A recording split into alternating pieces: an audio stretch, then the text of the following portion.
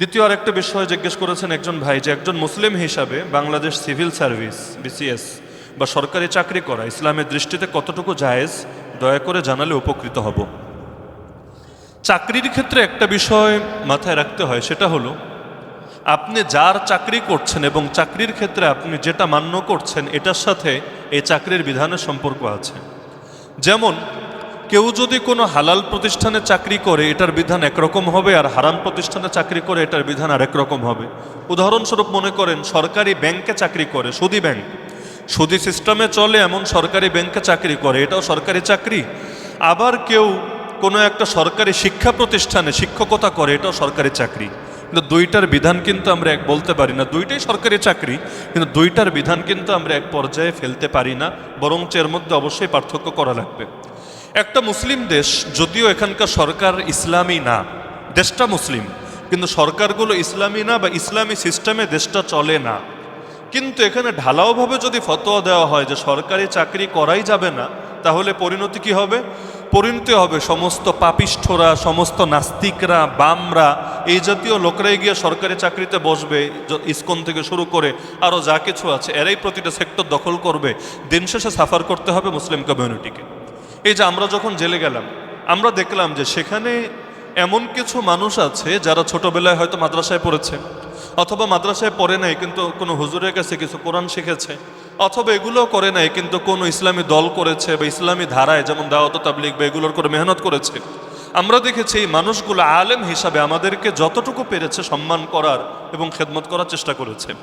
আবার এমন কিছু লোকও পেয়েছি যারা কট্টর হিন্দুত্ববাদী, এমন লোকও পেয়েছি কট্টর নাস্তিক।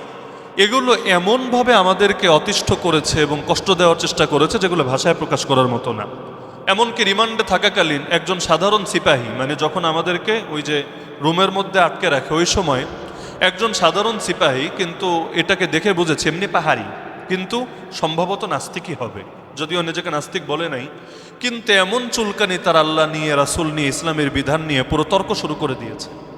এখন কোরআনের এই আয়াত দিয়ে রেফারেন্স দেয়, ওই হাদিস দিয়ে রেফারেন্স দেয়, মানে কোরআন হাদিসের দলিল দিয়ে ইসলামকে খণ্ডন করার চেষ্টা চালায়। মাঝে মাঝে এমন মেজাজ গরম হতো যে মনে হতো যে পারলে আরে মাইট দেই ধরে, কিন্তু খাঁচার ভেতরে আটকা, কিছু করার তো সুযোগ নাই। হ্যাঁ, সর্বশেষ একদিন ও যখন কথা বলছিল আর একটা মুসলিম সিপাহী ওর পাশে ছিল, সে হঠাৎ করে তারে বলছে, হুজুরে চেনো? বললো না, হুজুরে চিনি না, এমনি বন্দি আছে জন্য কথা বলছি। পরে একটা বয়ান সে চালু করে ইউটিউব থেকে দেখালো। এখন বলছে, ও হুজুর এভাবে কথা বলে? এখন তারে বলল, কি বয়ান শুনলে মনে হয় না যে বুকের মধ্যে কেমন কাঁপুনি ধরেছে? এখন তো খাঁচার ভিতর পেয়েছি সেজন্য গরম দেখাচ্ছিস, বাইরে সামনে গিয়ে দুইটা কথা বইলে দেখিস। এটা বলার পর আলহামদুলিল্লাহ বাকি যেই কয়দিন ছিলাম খুব বেশি জ্বালাতন করে নাই। তো এখন দেখা গেল যে এখন সরকারি চাকরিতে যদি ভালো মানুষরা না যায়, ফলাফল কি হবে? সব খারাপ মানুষদের দখলে এটা চলে যাবে। এজন্য সরকারি চাকরিকে ঢালাওভাবে নিষেধ করার সুযোগ নাই। তবে এই চাকরিকে আবার খুব বেশি পুতপবিত্র এবং উত্তম বলে প্রমোট দেওয়ার সুযোগ নাই। কি কারণে?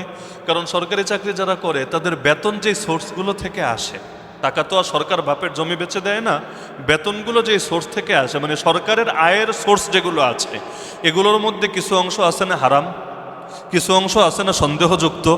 তো যার কারণে সরকারি চাকরি যারা করে এদের একটু তওবা ইস্তেগফার বেশি করা দরকার। যদিও এ কারণে তার বেতন হারাম হবে এই ফতোয়া আমরা দিতে পারি না, কিন্তু যেহেতু ওইখান থেকে ঘুরে ঘুরে আসছে এজন্য এটাকে খুব বেশি পুতপবিত্র বলার সুযোগ নাই। তো যতদিন আপনি সেখানে আছেন একটু তওবা ইস্তেগফারের হালতে থাকার এবং আল্লাহর কাছে এর জন্য আলাদা করে ক্ষমা চাওয়া, এটাই উত্তম হবে।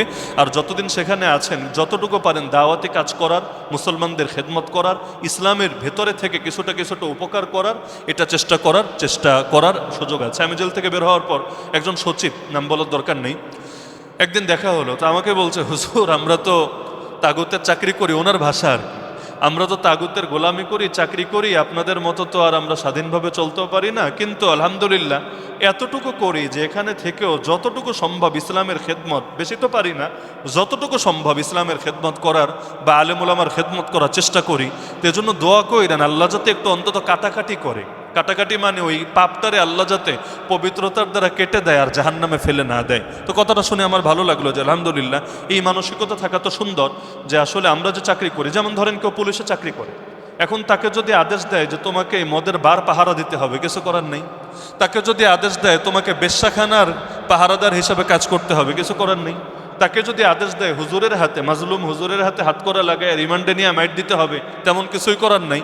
তো যার কারণে চাকরিগুলোর কিছু সাইড এফেক্ট থাকে যে অনেক সময় নিজের অজান্তে, যেমন যারা অঙ্কের টিচার, সুদে অঙ্কে করানো লাগে না, সুদ শিক্ষা দেয় এমন অঙ্কও তাকে করানো লাগে না। যারা বিভিন্ন শিক্ষকতা করে মাঝে মাঝে দেখা যায় অনেক হারাম ইভেন্টের মধ্যেও তাদেরকে জড়ানো লাগে না। আমাদেরকে এসে ফতোয়া জিজ্ঞেস করে, হুজুর এই কাজটা শিরিক, আমি জানি, তো চাকরি বাঁচানোর জন্য আমার করাই লাগে, না হলে আমাকে এখান থেকে বের করে দিবে। এমন চাকরিও আছে, দাড়ি রাখা যায় না, দাড়ি। এমন বহুত বাহিনীর লোকও আমরা দেখেছি এসে কান্নাকাটি করেছে, হুজুর বহুতবার চিঠি দিয়েছি, বহুতবার আবেদন করেছি দাড়ি রাখার জন্য, কিন্তু ঊর্ধ্বতন কর্মকর্তার অনুমতি দেয় না, উল্টা টিটকারি মারে। এখন কি করব, মন কাঁদে। তো যার কারণে যতদিন পর্যন্ত এই টোটাল সিস্টেম চেঞ্জ না হবে, ততদিন পর্যন্ত এই চাকরিতে যারা থাকবে একটু ইস্তেগফারের হালতে থাকা, একটু দান দক্ষিণা বেশি করা, এগুলো দরকারি বটে। তবে ঢালাওভাবে চাকরিগুলো না জায়েজ না। কিন্তু কোনো চাকরি যদি এমন হয় যেটা ডাইরেক্ট হারামের পক্ষে পারপাস সার্ভ করবে, যেমন আগেই বলেছি আমি সুদী ব্যাংকে, সরকারি সুদী ব্যাংকের চাকরি ইত্যাদি কোনো চাকরি যদি হয়, এগুলোকে হারামই বলতে হবে।